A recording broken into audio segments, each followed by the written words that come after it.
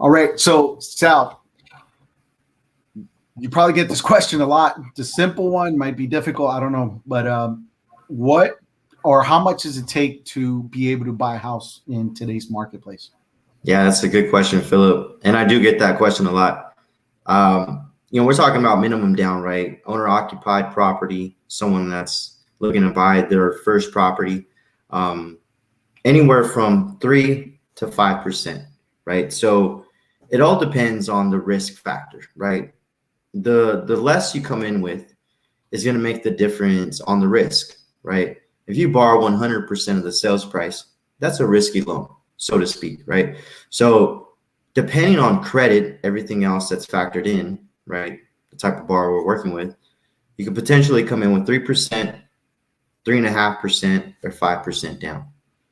And what does that depend on? What does that depend on? It depends on, I'd say credit. Credit is a big one, and the type of property. So you have 3%, right, which is supposed to be a competitive type of loan to 3.5%, right? Similar down payment. 3% is a conventional loan that you get to use for like condominiums, right? For example, like you found it very difficult for you to possibly find condominiums that are FHA approved, have you not? Correct.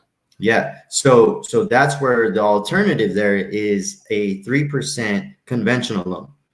So it's very similar in down payment, but conventional has opened up their guidelines to where you could come in with 3% on a condo. You can also come with 3% on a single family residence, but that's more or less what we're looking at, right? 3%, 3.5% would be FHA, where if you could find a condominium that's FHA approved, great, right? More than likely, it's not going to happen. Very few condominiums are approved FHA. So that's where you go 3%. But you go 3.5% FHA, guidelines are different, right? How you qualify is different. So it's a little bit more friendlier. But you could use a 3.5% down loan with the single family residence, sometimes on a condominium, right?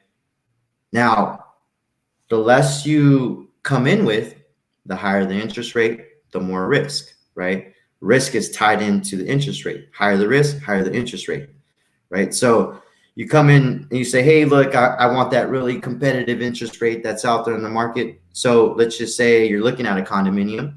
You do want to stick with the conventional loan. That's where you come in with 5%. It's a little bit more friendlier, right? Coming in with more money, more skin in the game, where a lender's more comfortable. You got to think about it like this. The more money you come in with, the more commitment you have. The less likely you're willing to walk away from the property. Correct. For example, come in with 20% down. There's no mortgage insurance, right? We know that.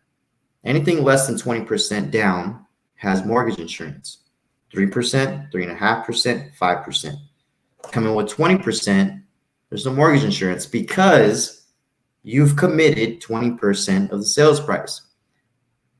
The psychology behind that is the borrower has came in with a big enough down payment that they're less likely to walk away from the property.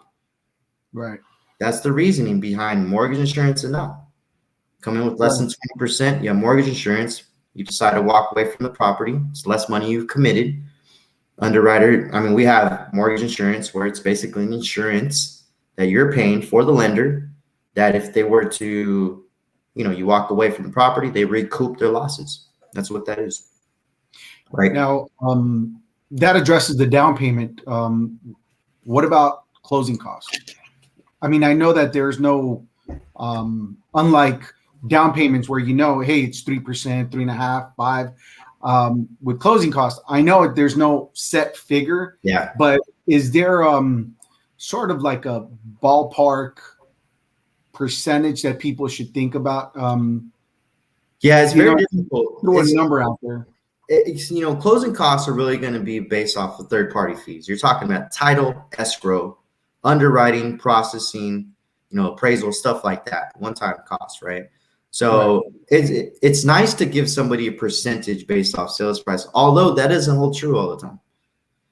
And it's very difficult for one like myself or even, a professional like yourself to answer that question. Right. So And it also depends on the month that you're closing in the year based off the property tax fiscal year. Makes a huge difference on how much property taxes we're collecting for the padding of escrow, right? Right. On the low end, you could collect 4 months. On the high end, you're collecting 9 to 10 months. Wow. So look at, I mean, depending on the sales price, like property taxes are based off sales price of the property. So it makes a huge difference in cost at the end of the day. So I get a borrower that says, hey, Sal, what's the closing cost?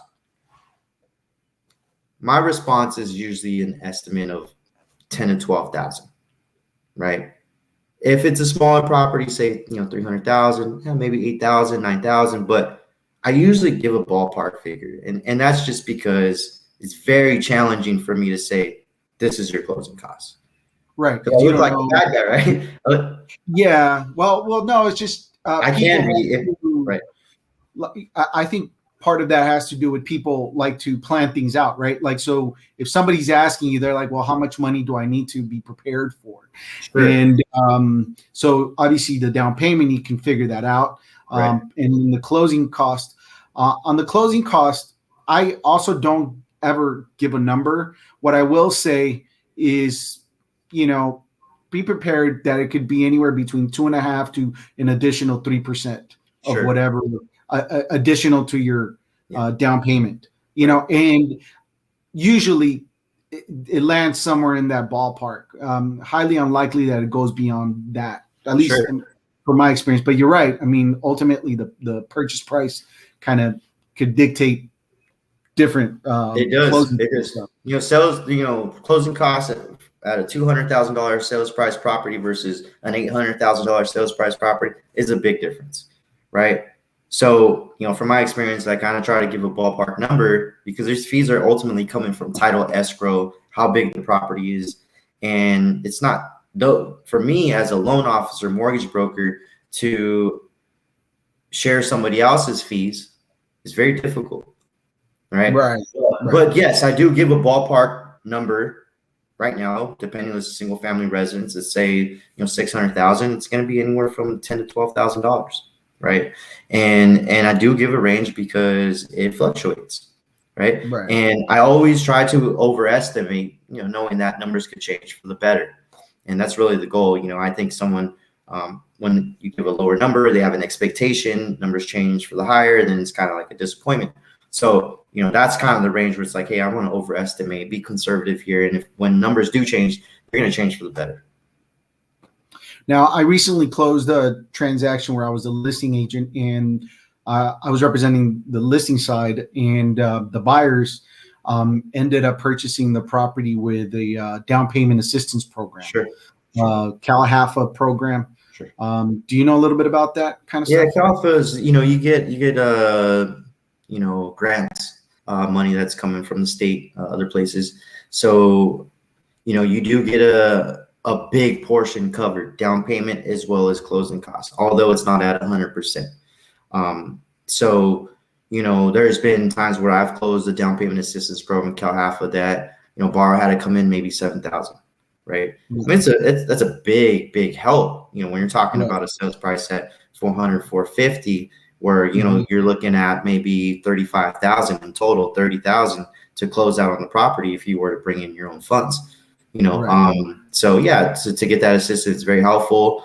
It's a little bit different depending on the type of property you're looking at. The urgency behind the seller, that makes a big difference, and that's huge for someone like yourself to understand what the motivation is for the seller, right? What's the motivation there, and do we have time? Is it speed? All that stuff is considered, but those loans are an option. We just got to know when to use them. Okay, so you definitely have access to that kind of assistance. Okay. Absolutely. Fantastic. Well, thank you for sharing this information, Sal. And I'll be posting your information in here. And if anybody has any lending questions, I suggest, hey, reach out to this guy. He knows a lot of. How long have you been doing this, Sal? This will be my 9th year. Yeah. Awesome. So, yeah, It's just my 9th year.